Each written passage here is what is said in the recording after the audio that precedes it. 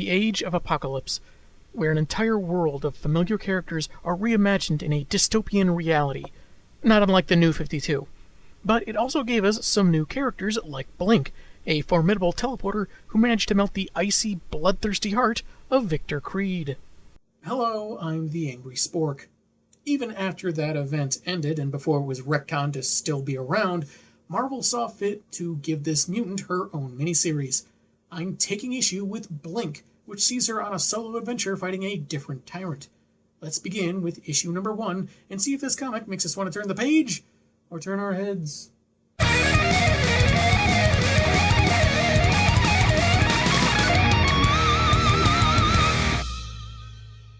The cover is pretty good, character posed against a diamond-checkered backdrop with the same image of Magneto, Rogue, Sabretooth, and Apocalypse repeated in a pattern while she's launching her energy spikes. Not sure if she's supposed to be flipping around or on the ground or what, and mileage will vary on that kind of cheesecakey shot of her butt, but moving on.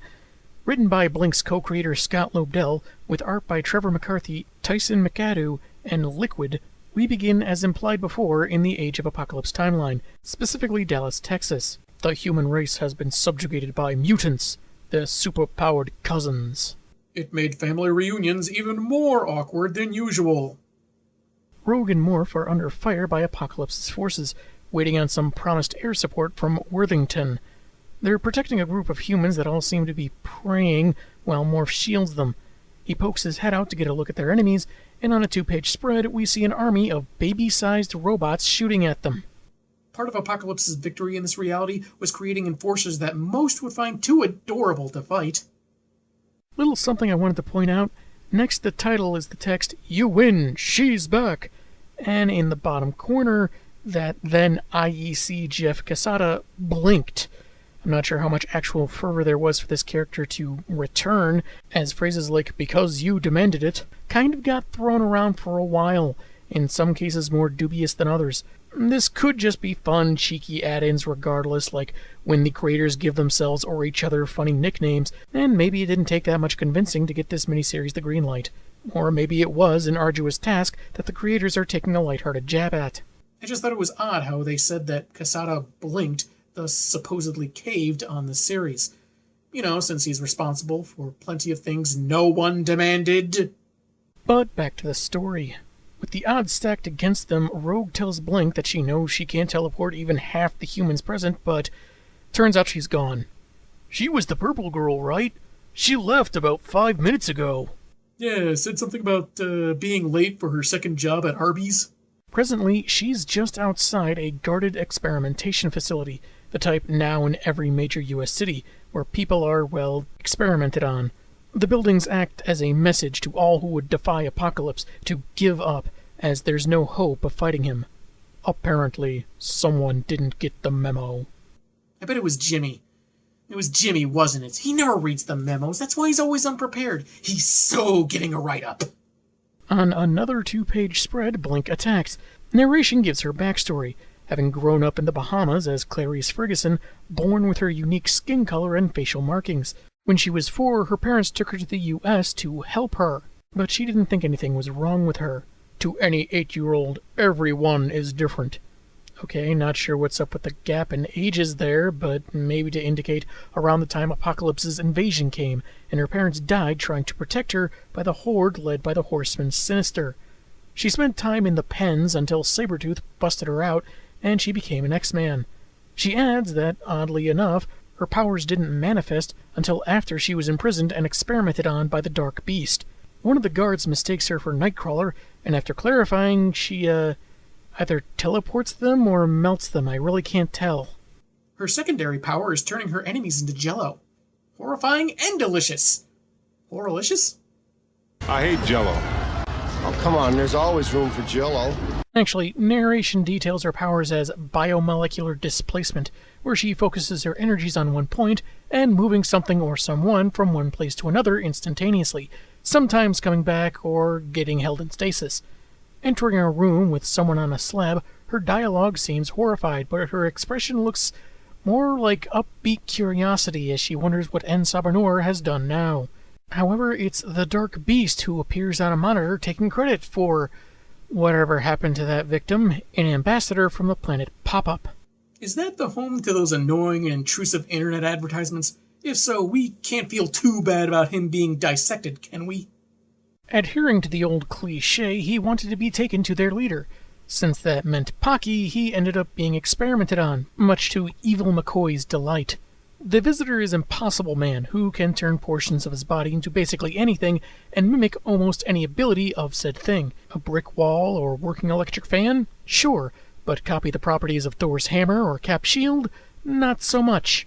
There's even a tease in Superman Volume 2, number 50, that he's an alternate version of Mixis Pitlick, but that's neither here nor there.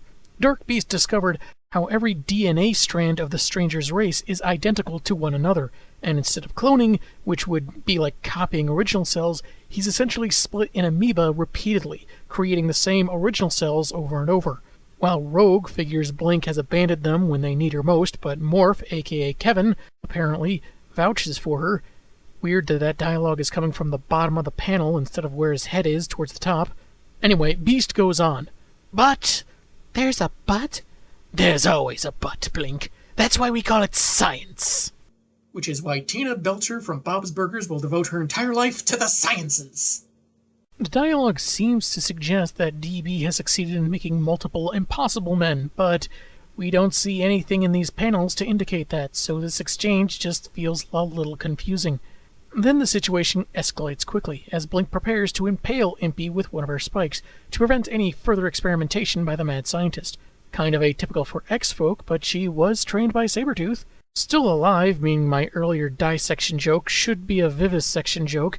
The alien pleads for her to end this, while the doctor laughs at the attempt. She does it, with an awkward thrust sound effect and her hand not really that close to the spike anymore, so it looks just a bit awkward. His form glows pink and disappears, as Dark Beast rages that she probably doesn't even know where he's gone. Someplace better than here. Disneyland. He ended up in Disneyland. Apocalypse has conquered the rest of the world, but he still hasn't managed to dethrone the mouse. Ha! A week later, because I guess we really didn't need to see the outcome of Rogue and Morph's struggle, Clarice is standing in the ruins of Grand Central Station. Narration muses on her feelings about if there's a point to being able to transport from one place to another if where you're headed is just as bad as where you've been. Magneto surprises her, saying that despite promising to help the team on their mission, she's frequently disobeyed orders and thus put his X-Men at risk. She snaps back that they aren't his, but rather individuals with their own thoughts and views, and she won't be cast aside so easily. But it's her use of the term goose step that really sets the leader off. Understandably. He uses nearby metal to trip her up and reminds her that he too grew up in a death camp and knows the pain of losing everything you ever cared for. But he has his limits. He warns her that if she slips up again, she'll no longer have a place with the X-Men. He flies off, with Blink suggesting that maybe she doesn't need the team or anybody. I'll start my own team of mutant heroes, and we'll travel to different realities, setting right what once went wrong, like Quantum Leap meets Sliders, and we'll be called the Exiles. Nah, that's a dumb name. I'll think of something else. Later, in Manhattan, Blink has infiltrated Apocalypse's miles-long fortress. Apparently she's decided to try and take him out once and for all, though lamenting it may well be a suicide mission. But part of her doesn't mind, since she's felt empty ever since the death of her parents. She thought she'd make a difference by wearing a bat costume, but then got hit with that lawsuit. Lurking among the pipes, or rafters, or whatever, she stumbles upon a fight between Pocky's soldiers, including his most trusted horseman Holocaust, and the forces of Blastar, having portaled in from the negative zone. The Balurian tyrant brushes off being blasted back, saying that this intrusion was but a warning, that in a matter of days or weeks, they'll all fall to Blastar's empire, as he currently leads his squad back through the portal. Holocaust halts his soldiers, not wanting to divide their master's forces dealing with upstarts from another dimension, but Blink figures that whether or not Magnus would like it, they could possibly form an alliance with the Balurians, and that's when she's surprised by a guard. Blink. Yes? No, I mean Blink. Give me a reason to kill you. This is the same exchange that happens whenever she and Sabretooth have staring contests. She flips down, avoiding gunfire, over Holocaust and making her way through the portal before it closes. On the next page, we find her unconscious on a large floating rock, and opening her eyes to a gun placed to her forehead. Geez, hotel wake-up calls are getting more and more aggressive these days. The comic ends with a splash page of a man calling her foolish for entering the negative zone, and wanting to know who she is before he fires. But the girl doesn't remember her name, though some force seems to lift the back of her skirt, I suppose, exposing but still shadowing her rear end. I didn't know the negative zone had such fan service adjacent breezes. That was the first issue of Blink, and while it was a fine enough setup, it seems to forget or ignore a few details. There didn't seem to be much clarification as to what Dark Beast was doing with that impossible DNA. If he was creating an army, why not show that? Though if he had, given what he learned about replicating his species, it seems like it's not a huge loss when his green guinea pig is transported away. How far he'd gotten is way too vague to feel like it really matters. And at the very least, they could have had another page where she returns to Morph and a disgruntled rogue to either help them against the mini-bots or find them all defeated. There's no context given for what happened to them or the refugees, just that we have to assume they're more or less okay. Heck, we don't even get into why she broke off in the first place. While the narration was fine, mostly adding to the mood rather nicely, I think that for people not familiar with this character, maybe some flashback panels to her parents, her incarceration, then liberation and subsequent training by Sabretooth might have been nice to help ingratiate her to the reader, or at the very least, display what she'd gone through. Next week, we see if an amnesiac Clarice is faster than a speeding space bullet. I'm the Angry Spork, and man, have I got issues.